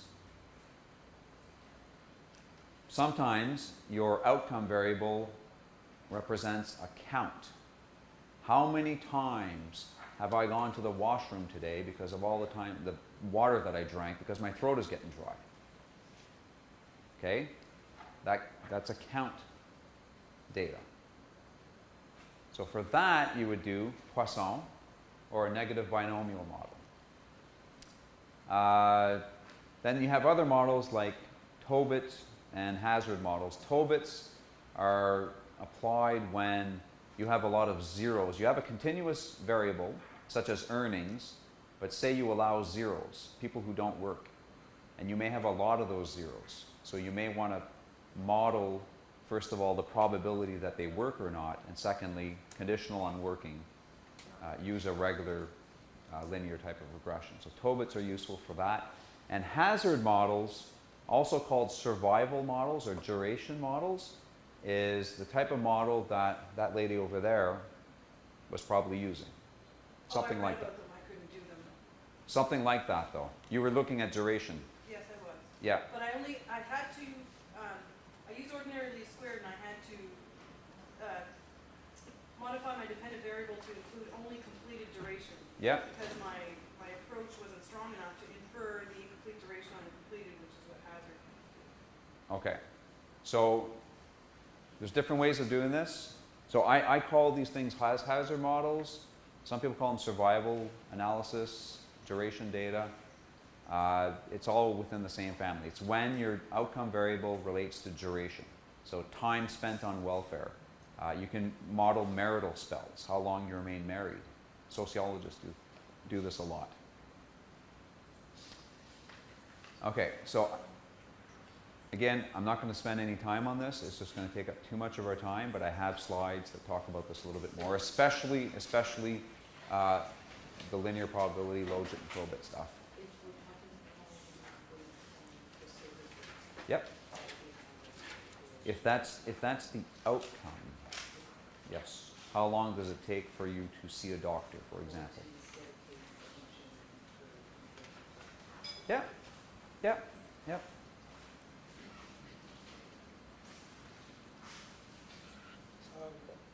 Oh, yep. The time series falls into those. What I do is have something in seasonality to it, and I try to take that out and then fit a linear model. Yeah, no, time series is different. I mean, you're accounting for the, it's not duration of something happening. It's, you've got, no, this is more common in macroeconomics. So people at the Bank of Canada, yeah, in business applications as well, when you want to do forecasting and you want to account for the seasonality of something, right? You'd want to do that sort of stuff. That's the world of time series analysis. It's not my world, but it's, you know, it's out there and yeah, it exists. That's all I've got to say about it. People at the Bank of Canada do this a lot. People who are interested in monetary policy, right? Or who are interested in the economy as a whole. They want to predict what's going to happen to the economy. It's like television. Yeah, yeah, I would imagine so. Yeah. Yeah, yeah. Okay, so we've talked about regressions. So regression is just a tool, it's a correlational tool. It can be used in conjunction with all that we've learned about program evaluation to further ensure that the people we're comparing, the treatment and control groups, are similar based on observable characteristics. Matching is exactly the same thing. There was, when this first came out, or became popular in the 90s, early 2000s, there was some confusion about this. And when people first started using it, the reason why there was confusion is because matching was often used in conjunction with social experiments. The first group of people who would use this stuff and popularized it were people who were doing social experiments. So people that, you know, were less knowledgeable about these techniques would automatically assume that, you know, because these are top flight people doing this, matching estimators were causal methods. That if you did a matching estimator, you were going to find the causal relationship between different variables. In fact, that's not the case. Matching is just like regression. It's a correlational tool. I believe it can be a little bit better than regression because it's more precise than regression. But there are some limitations, especially with sample sizes. You need big samples to do matching. Because what we're going to be doing here is finding specific matches. People in the population or in the sample who look like you. And it might be the case that there aren't any people who look like you if your sample is small. If your sample is large, then you might be able to find people who look like you, who are similar to you. Okay, so I'll give you a simple example. There are different types of matching. This could be the focus of an entire course. Again, I just want to raise awareness and let you know what's out there. We'll do something called a nearest neighbor matching as an example. I'll talk briefly about the other forms of matching. So you have data, and you have a program group or a treatment group and a control group. So the program group are those who train. This is your data. Data, again, is always in rows and columns. There's different people, right? Those are the rows. And then the columns are the variables. Okay? Data is always a matrix. And it's always like that. It's people and variables. So the first three people here are part of the program group. They trained. Okay? There's some program, they took it up, they trained. And then these three did not. So you hire a consultant and you ask that consultant to figure out if training worked. And it was a training that was just offered to people, and this is the data that we have to deal with. We must, the only comparison group we have are those that didn't train. That's what we have to deal with. So we collect data on their earnings, say after training. We don't even have data on their earnings beforehand, right? We just have earnings 2 years after they train, say. So we get their annual earnings 2 years later for all of them. And we were able to collect data on their age, right? It's the only data we're able to collect. You can replace this with education, it doesn't matter. I'm just giving you an example. The idea behind matching is like everything we've done so far in program evaluation is to find a counterfactual outcome, the best possible counterfactual outcome. So what you do is you look at your people. Here they are. These guys have trained. These ones have not. You have your outcome variable, the earnings, and you have age. Age is the only piece of information you have on them. You don't use outcome to match because that's post-treatment, right? You want to look at information that's not affected by the program. Your age is not affected by the program. So you can match based on age. Okay? So a matching estimator, a nearest neighbor matching estimator, which is a common type of matching, would basically go one by one. It would start with the first person, and it'll say, okay, you're 50 years old. That's the only piece of information I have on you. I'm going to find the best possible match among people who did not train. In other words, I'm going to try to find the person that looks most like you but who didn't take the training, and I'm going to use their outcome and use that as your counterfactual outcome. Kind of makes sense. So this 50-year-old, who looks closest to them among the non-trainers? 45-year-old. 45-year-old makes this, 60,000. So the counterfactual outcome for the first person is 60,000. So the estimated program impact for this person is 100,000 minus 60,000. So 40,000 is the program impact. Does that make sense? That's pretty intuitively clear, I hope. Yeah? So we do this for everybody, right? We repeat here, we repeat here. Even for those, remember yesterday when we first started talking about program evaluation, I said sometimes the counterfactual and the actual outcome can be sort of flipped around. You can do it in reverse. You can look at people who didn't take the program and try to find their counterfactual outcome among those who did take the program. So for this guy, he had $60,000 in earnings. Actually, $60,000 in earnings. He's 45. Turns out that their best match is the 50-year-old as well. It doesn't have to go that way. You'll see there's some cases that aren't exactly the same. So $100,000 is the counterfactual outcome. So this person made $60,000 without training, but with training, we predict that they would have earned $100,000. So their predicted impact is $40,000. There's some negatives here. I just wanted to show you that everything is in reverse. Okay? So the calculation I'm doing here is this minus this, 40,000. The calculation I'm doing here is the counterfactual program outcome minus the actual non-program outcome, right? When you don't take the program.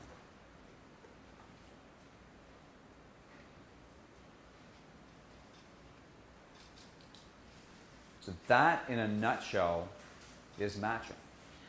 It's that simple. So you can imagine that there's all sorts of other characteristics other than age that can matter. So you may have education and so forth. So getting as much information as possible is critical. You want to get as much information as possible. Okay? A couple things I want to say about matching is you can actually find several matches. If you had a large data set, here we have a very small data set, so I'm only picking one. But if you have thousands of these cases, thousands who took the program, thousands who didn't, rather than just pick the best match, sometimes we like to pick maybe the top 3 or 4 matches and just use their average income as the counterfactual. That's one way of doing it. The problem, of course, when we pick too many of the best matches, say if we pick 100, eventually you're going to get a lot of people who don't look like you at all. So you want to be careful not going too high.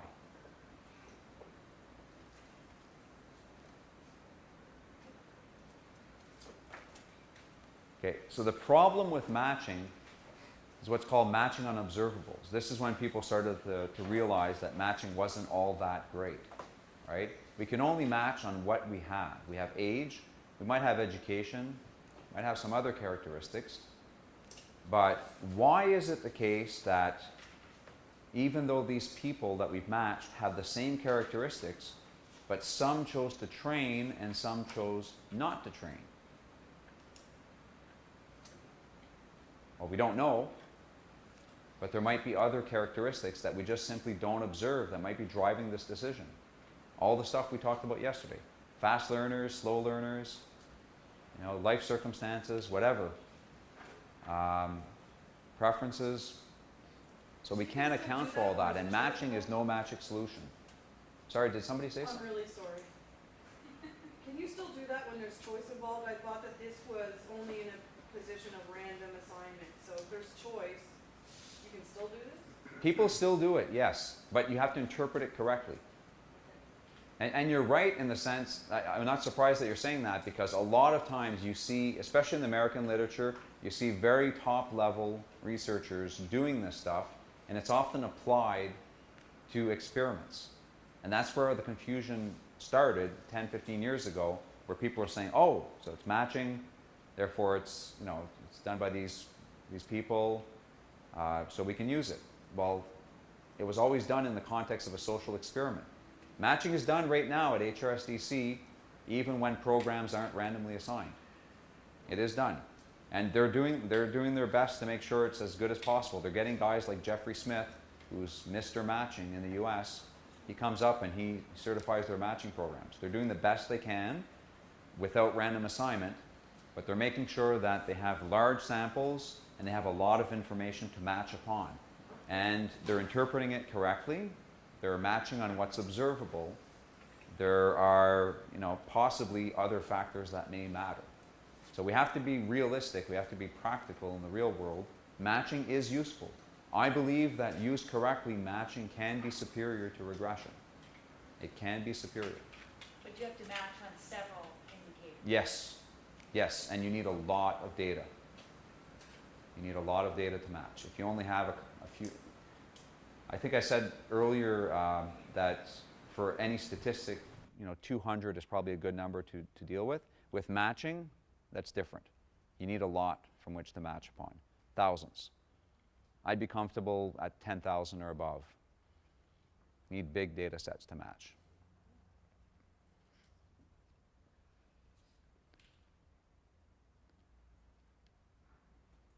And I think it's superior, potentially superior to regressions, because you can actually do something called exact matching. If you have a lot of data, you can actually say, find me somebody who has exactly the same characteristics, or characteristics that are extremely close, and you can specify how close. And at the end of the day, you'll get people who are almost identical based on observable characteristics. With regression, we're throwing in these control variables, and it does an adjustment for differences in parental education or whatever the factors are that we're looking at, but it doesn't fully control for that. It kind of controls for it. Matching actually literally picks people that are virtually identical, which is why it could be preferable. Yes? So one of the things you said about regression was that it corrects for outliers. In the data. Regression, not regression in general. Certain types of regressions can, but I didn't talk about that. Oh, okay. Medians control for outliers. Log regressions may control for outliers. And there's also something called a median regression, which I didn't talk about, which can control for outliers as well. So I guess what I'm wondering is about, I'm thinking of a particularly large data set that I worked with. Okay. Of administrative data where there were over 9,000 Okay. clients. So it was huge. And there was a lot of information, so lots of variables. Mm-hmm.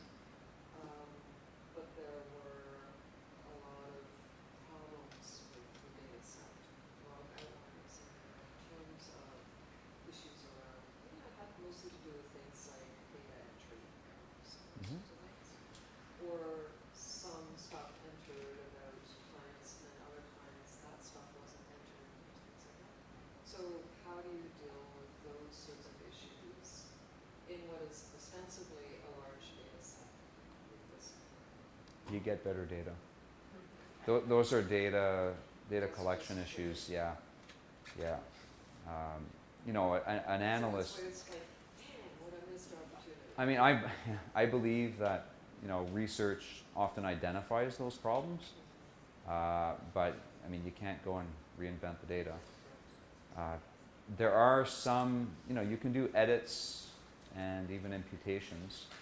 If there's data that are clearly incorrect, you can edit it sometimes, and it's done. You know, when there's clear data entry errors, maybe a zero is added to a variable where it seems like it's, the zero doesn't belong there, and it's adding, and it's multiplying it by 10 basically. That happens, and it's often edited. But yeah, it's a data collection issue, unfortunately. Yeah. So how useful would a data set like that be generally for learning anything about those comments from? 'Cause What you could do, this isn't going to fix the problem, but what you could do to sort of drive the point home that there are data entry problems is use matching to demonstrate that. You could, sorry, what was the unit of observation? Was it, you said plants? Firms?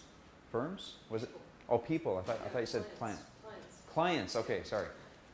Okay, so what you could do is, when you have some cases where you think there's clearly some errors in data entry, you could do some matching based on some variables that you have good information on, and it seems, you know, like age, educate, whatever it is, and then look at the differences in those matched pairs in the problem variables. Yeah, we actually did that with HSBC. Right. About the same clients. Right, okay. So it reduced it to about under 3,000 clients. Yeah. Yeah, I mean, there's stuff that, you know, edit and imputation, it's not a field that I work in particular, but I know that matching is used for that. There's something called hot deck imputation, where they do, well, it's a term to remember if you want to write that down, but hot deck imputation, where if you're trying to impute data, when you know data's wrong or if it's missing, you try to impute it, but you impute it by finding the nearest neighbor, just like we did right here, right? So you have one variable that just categorically, you think it's incorrect for certain groups of the population. Find the nearest neighbor, find the best match, and use their value. So that stuff is done. StatCan does that stuff. That's the best I could suggest.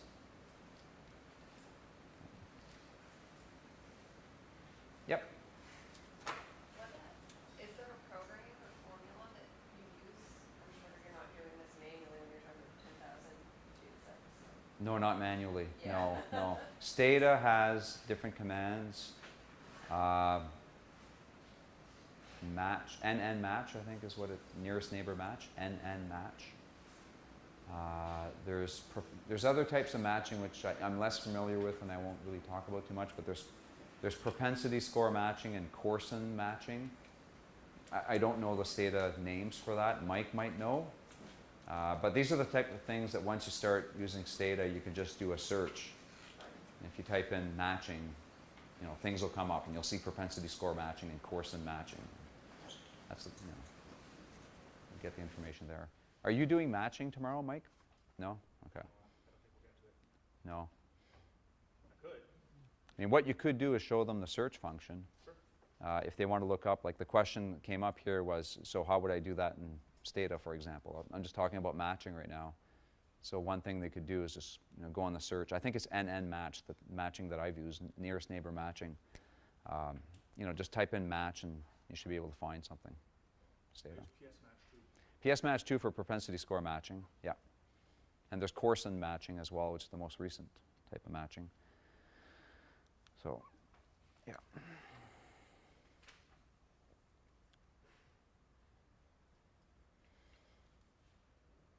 Okay, so I think I've talked about all of this stuff. Okay, and again, just to summarize, I've went through nearest neighbor matching, exact matching, same thing except we're looking for exact matches. Propensity score matching and Corson matching is a little bit more advanced, but you know, if you ever get into matching, you may want to look into that. That's, again, these are courses within themselves. Oh. Okay. So that ends lecture 5. Are there any questions at this point? Just one question. Sure. When it comes to, like, you're looking at your actual and your counteractual. So if I've got matching, Yep.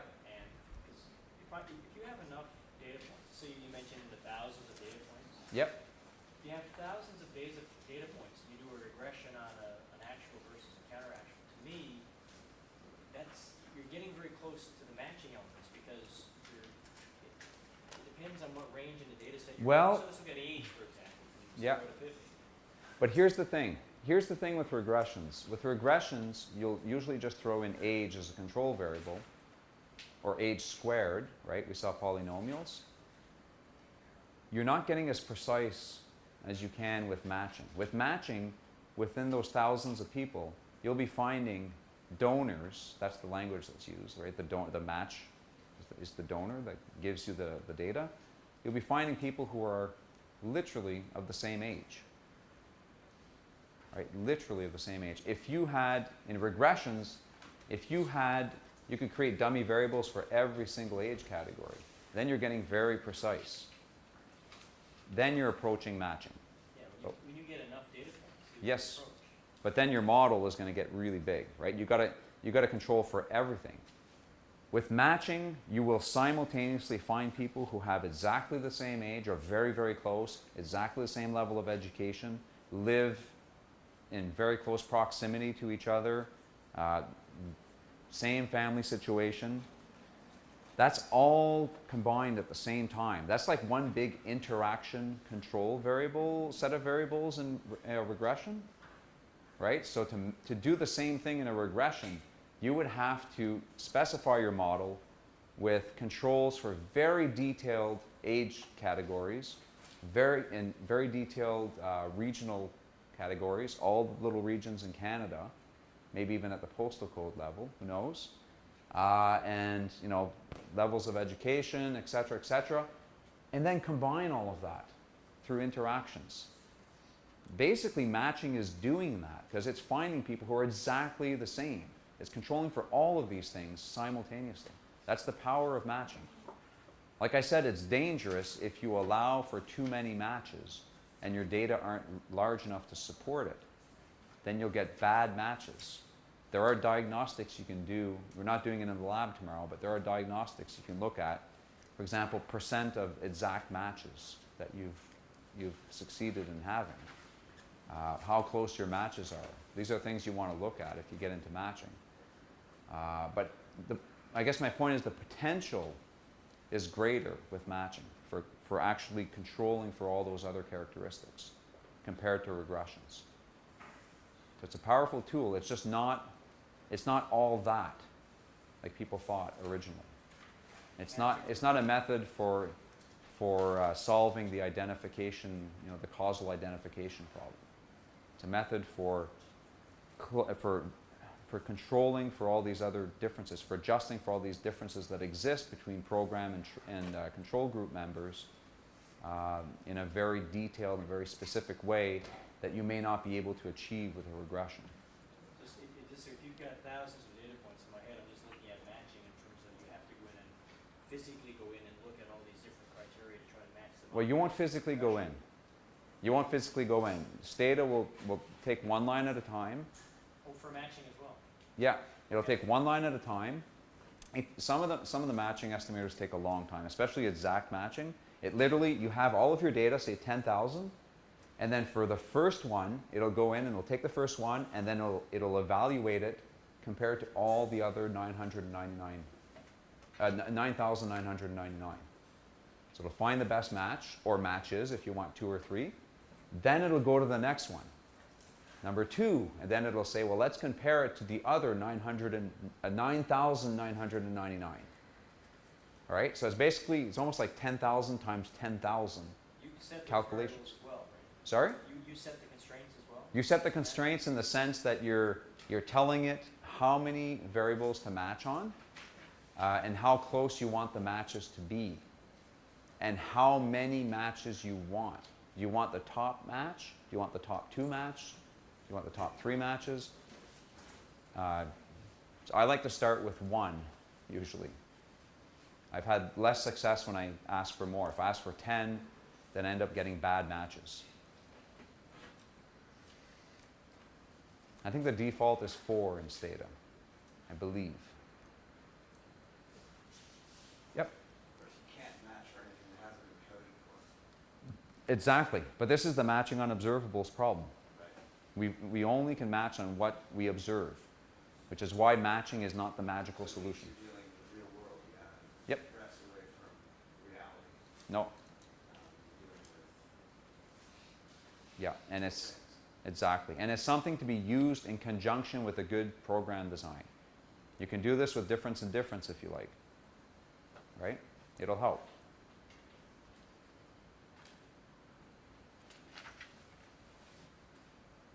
All right.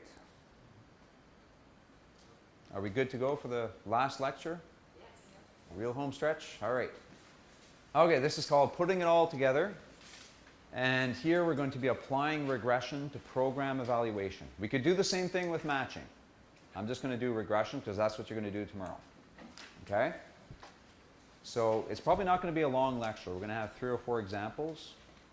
And then tomorrow you'll do this in the lab. You'll do other stuff in the lab as well. Okay.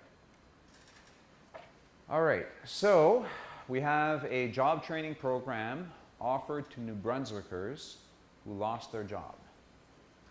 So the outcome of interest are wages 1 year after the program is offered. Okay? That's the scenario. Well, there's several scenarios, in fact. So 1, the program is offered to everyone in New Brunswick who lost their job and still hasn't found a new one. So it's basically open to everybody in that group. Not everybody takes up the program, so we're going to be looking at intention to treat, right? The impact of the offer. So this is what the data would look like, okay? So we're going to start with a difference in difference. If you remember from the notes yesterday, I said that difference in difference is a useful starting point for serious evaluations. So we're going to start at that point. So you have data on individuals, right? These are all individuals. I've skipped over several thousands here because you want thousands. You have data on wages after the program, that's wage 2. Wages before the program, wage 1. Whether or not you live in New Brunswick. The reason is we want a comparison group, right? And the comparison group will be Nova Scotia, okay? and then some other characteristic, we'll call it years of schooling. Number of years of schooling you had before the training program. Okay? This is at baseline, before period 1. So the idea is that the regression is going to do a difference in difference, but it's also going to account for years of schooling, just to try to make people even more similar. Okay? So the first part that I just talked about, we've effectively done it before. It's just the difference in different stuff. Just taking differences and comparing it for Nova Scotia and New Brunswick. The second part is just putting this into a regression where we can further account for things like years of schooling. So we've done all of this. We're just putting it all together. Okay, so it's a difference in model. So we're interested in the pre-post wage difference, wage 2 minus wage 1. But we want to observe how that's different for New Brunswick, where the program was offered, compared to the comparison province, Nova Scotia. Okay? So what we want to do is regress the change in wages, the pre-post wages, on a provincial indicator. New Brunswick. It's a New Brunswick dummy variable. And we control for other factors, in this case, years of schooling. So forget about years of schooling for the moment. We take the first difference of wages, the wage growth that occurred, and then we regress this on a dummy variable for New Brunswick. So if A1, that's the coefficient on New Brunswick, is positive, does that suggest that the program worked? It's not a trick. Don't think about triple differences. Let's assume common trends, right? Pre-existing trends were the same. If A1 is positive, what does that tell us? What's the interpretation? Wages? Where? What if they went down in both places and A1 is still positive? Because that's possible.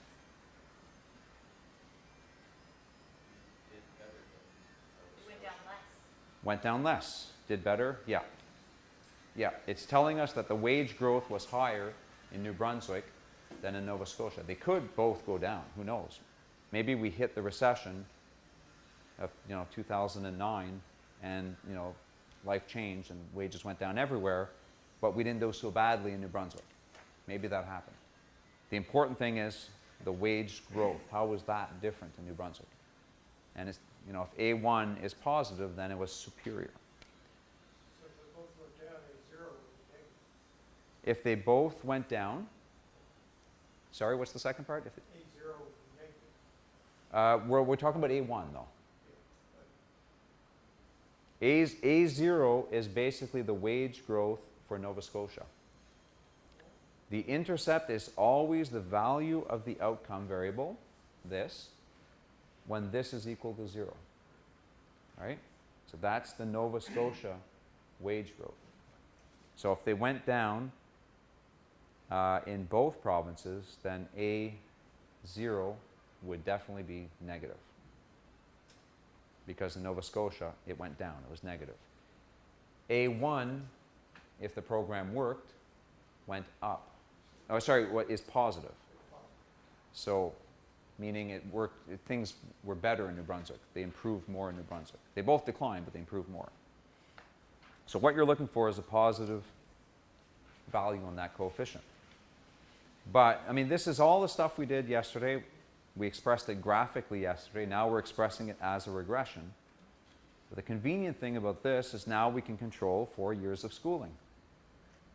In New Brunswick, maybe, actually, I would suspect years of schooling is higher in Nova Scotia because they have a heck of a lot of universities, a lot of small universities dispersed over the province. Locally accessible. Yeah, they're probably one of the most educated provinces in the country. So you definitely want to account for that. So we can do that here because we're in a regression. So just like we saw in the last lecture.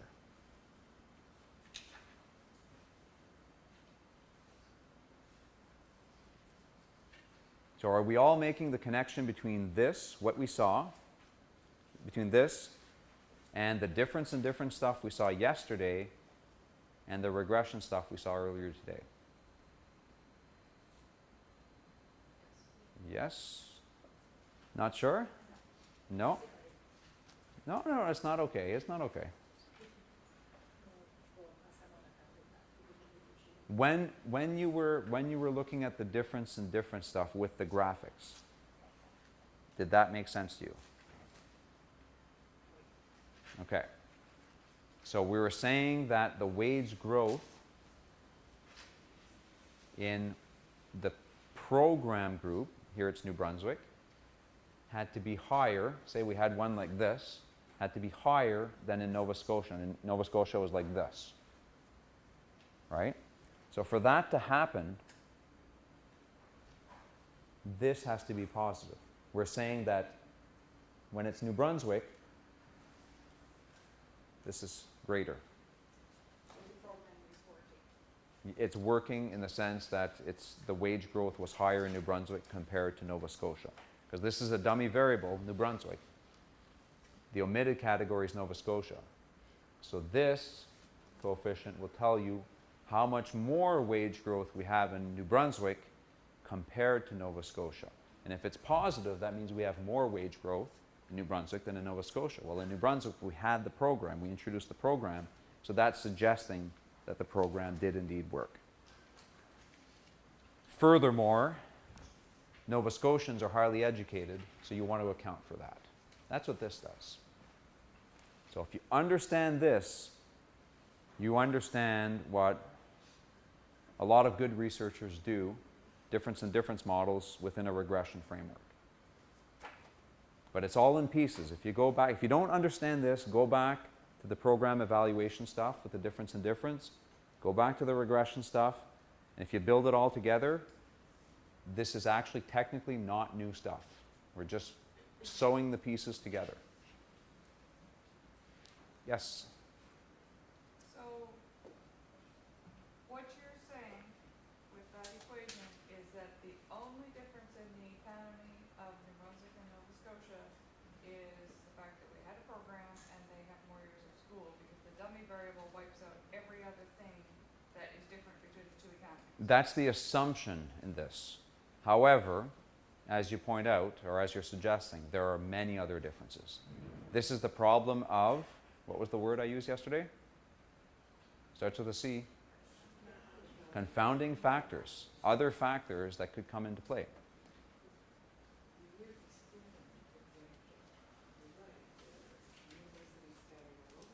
So that's an important one. That's very important, and their labor market economy based on more competency-based Right. training, as opposed to a province that relies on industrial, which might be closer. So academic education may not necessarily be such an important factor. In New Brunswick, you're saying? Yeah. Maybe not. Maybe not. What you really need to think about, though, is what else other than the program, right? This is picking up the program. What else other than the program might affect wage growth in New Brunswick and Nova Scotia? So there could be confounding factors. You do an environmental scan, and you figure out those other things. There could have been another program introduced at the same time. If there's other things that are really confounding your results, then it might not be possible to do this, right? It may be very difficult to do this. But mechanically, this is how you do it.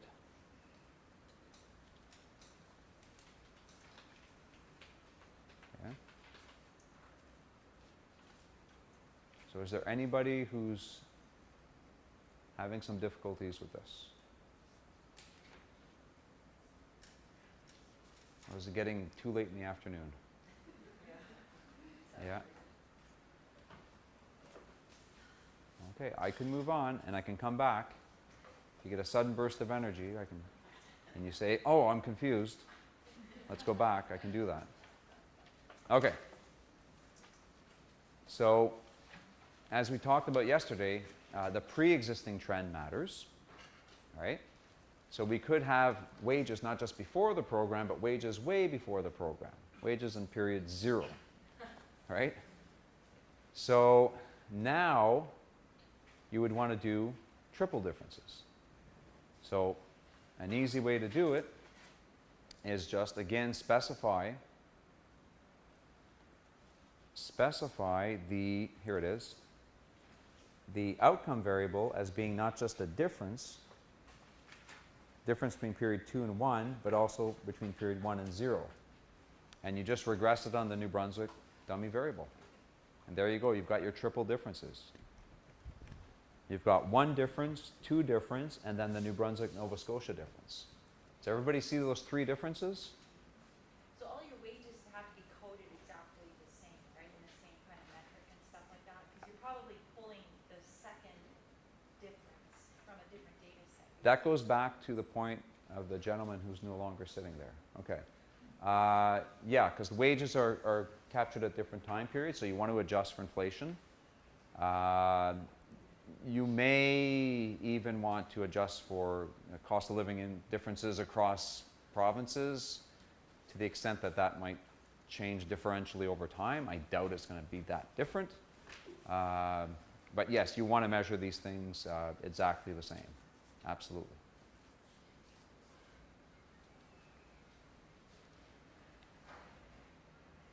So just going back up again, I just want to make sure everybody sees the differences again. In the double difference model, you got the first difference, and then New Brunswick, Nova Scotia. Here you've got the first difference and then the pre-existing difference, New Brunswick, Nova Scotia. 3 differences. Once you situate yourselves like that and you can identify all those 3 differences, then it makes more sense. There's a more complicated way of doing, and I won't show it.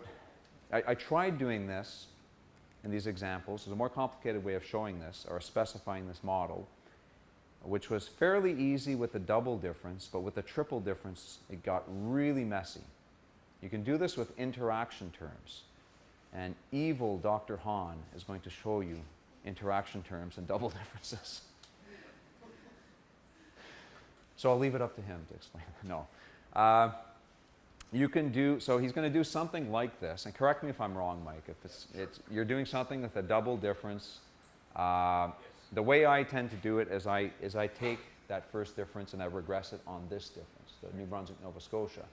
So what I think you're going to do is rather than do a difference in wages here, you're going to take wage, you're going to have data basically in 2 periods. You're going to have wage, and it could be period 1 or 2. And then you'll have New Brunswick, and then you'll have a time variable, and then you'll interact the 2. Okay. Okay. So heads up for that. It'll be yeah, you can do it both ways. I like this one. It's less fancy, it's less technical. It doesn't show my prowess with interaction terms. The interaction one is fancier and it looks cool, but I just like this a lot better because I like things simple, right? But it's good to learn both. So since you've learned interaction terms, tomorrow you can apply that. The next step will be to do something like this, but with an interaction term. It'll get a little bit messy, but not as messy as this with interaction terms. Because now we're talking about, I tried this and I just said, screw it, I'm not doing it. There's a lot of interaction terms here. Yeah, there's 2 different time terms that are mixed in with the New Brunswick thing, and it just gets, yeah, it's out of control. Okay, so that's the triple differences.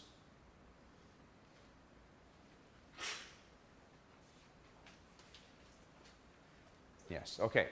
So now, the second scenario is when everybody in New Brunswick was offered the job training program, if they lost their job at least a year ago and still hasn't found a new one. Okay, again, we have the same situation. Not everyone takes up the program, so this is what I'll call an intention to treat.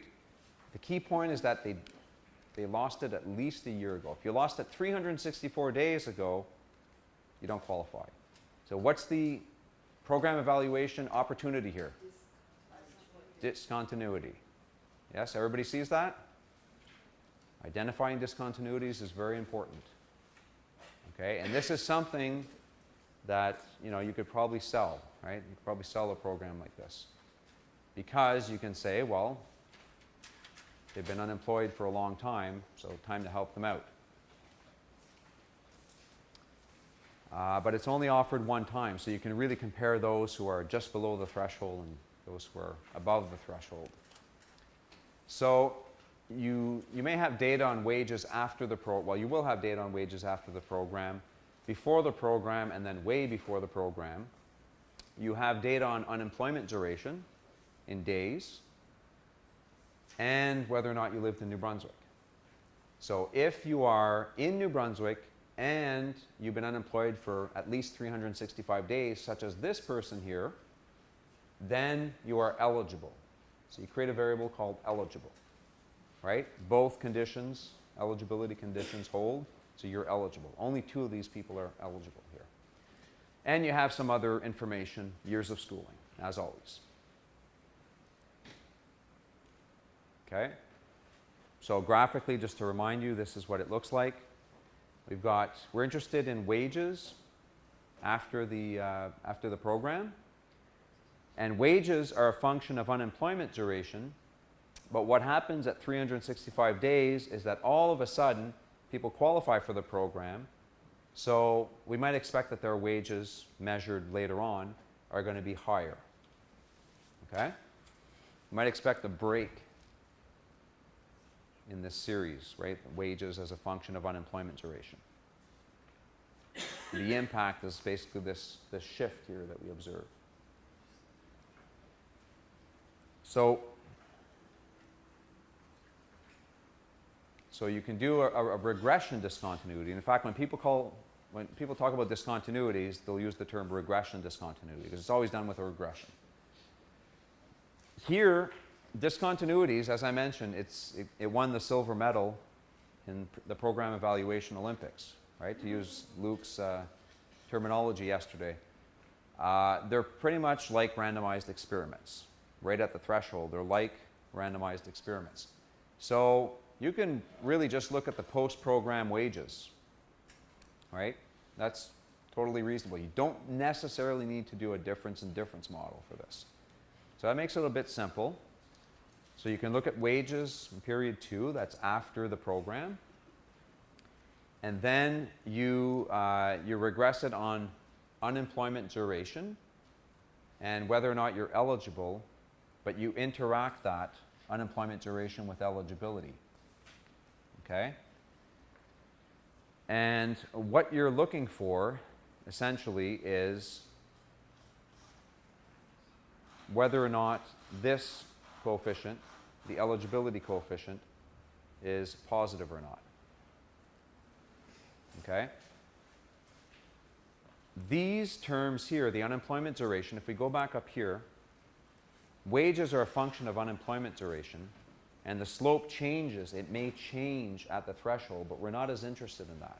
What we're interested in is the shift. Okay? So at the threshold, the slope changes. Well, unemployment duration, this is when you're not eligible, and this is the slope of the unemployment duration variable when you are eligible. We're not as interested in that, but we're still controlling for it. So that's that stuff. What we're interested in is, what about at the break, right when you're eligible? Okay, and this is what we call an intercept shift. This is a slope shift. This is an intercept shift. So this coefficient here, A1, will basically be represented here.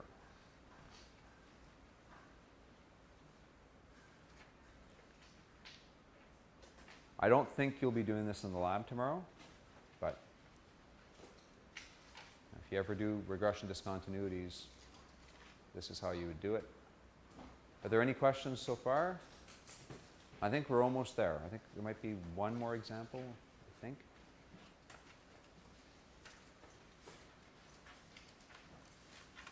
No? Okay. I do want to say that Up here I said we don't need to use difference and difference here, but you can with regression discontinuity if you want. It's a good robustness test. You don't expect the discontinuity to matter before the program was available, you know, in period 1. You also don't expect program eligibility to matter for Nova Scotia because the program wasn't made available in Nova Scotia. So doing difference and difference or triple differences is a further test of robustness. You can combine all of these things together. Okay. This is actually my instrumental variable example. I'll leave it for you to read if you're really interested in it. But again, we didn't cover this, so I'm going to skip over that.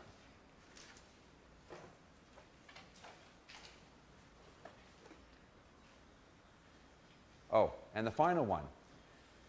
So you offer the program to everyone in New Brunswick who lost their job and still hasn't found a new one, but enrollment is limited, so you hold a lottery. You hold a lottery. And this mimics random assignment. So you can just look at wages after the program, and then you can just look at those who are living in New Brunswick. You don't even need the Nova Scotia comparison anymore because you have a comparison group within New Brunswick itself, those who did not have enough luck. So you have a variable called treatment. Were you randomly assigned into the control, the treatment group or not? And then you just look at the coefficient. If it's positive, then that means wages are higher for those who are lucky enough to get the program. And it's as simple as that. And all throughout, we're always controlling for years of schooling. Because even with a social experiment, especially when sample sizes are small, you may still have slight differences in the types of people who are randomly assigned. Even though it's luck, you might have slight differences in the composition of people. So you control for years of schooling.